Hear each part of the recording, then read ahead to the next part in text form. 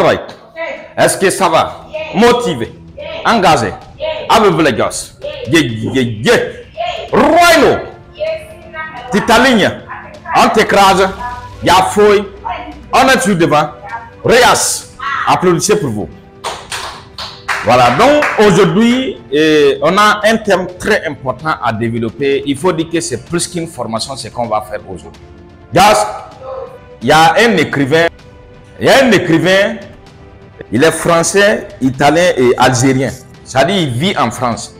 Mais ses parents, il a des parents italiens, il a des parents algériens. Et je crois qu'il a aussi des parents français. Il s'appelle Idriss Aberkar. C'est un écrivain et c'est quelqu'un aussi qui a une chaîne YouTube. Il dit quoi? Ce qu'il dit dans son livre, ce qu'il dit dans ses vidéos YouTube, il dit que il y a les chiens là, les chiens domestiqués ou les chats. Quand il essaie quelque chose une fois, il essaie deux fois, il essaie trois fois, ça n'a pas marché, il laisse tomber carrément, même si cela va lui coûter la vie. Il va laisser tomber. Mais pour le cas des lions, par exemple, le lion est obligé parce que les chats ou les chiens, lui, s'il laisse tomber, parce que le lion peut manger, ça va rester, lui, il va aller manger. Ça va lui rassager.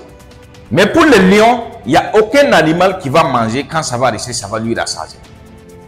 Lui, il est dans l'obligation de se battre pour vivre, voire même survivre, ou bien c'est la mort qui l'attend. Il a tellement soif, il a tellement faim que se battre pour vivre est obligatoire pour lui et nécessaire pour lui. Et nous n'allons pas rester dans la case du chien ou du chat qui vont se battre une, deux, trois fois et abandonner. Et je sais que si c'était le cas, vous ne serez pas là.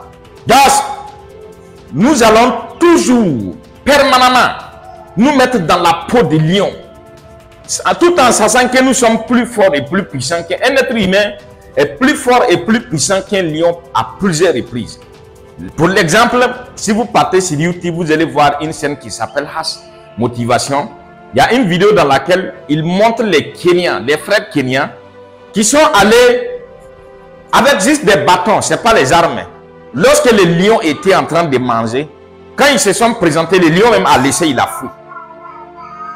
L'être humain, sûrement et certainement.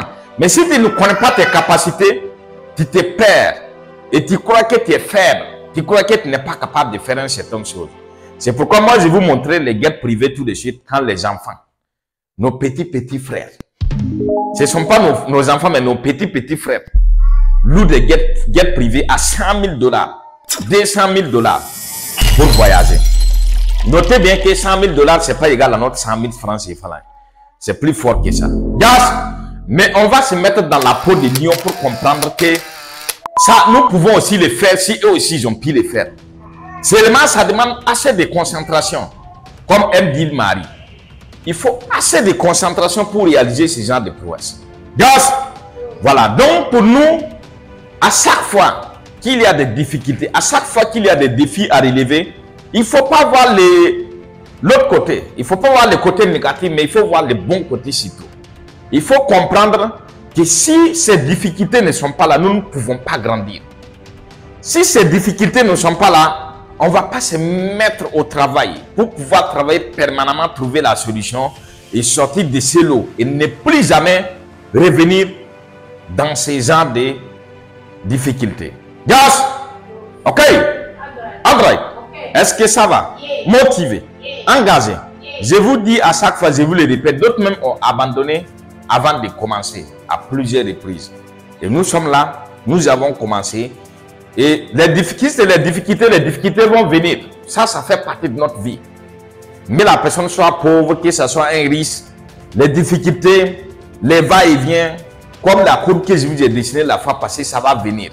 Mais à toi maintenant de voir qu'est-ce que ces difficultés sont venues t'apprendre. Qu'est-ce que ça peut nous améliorer.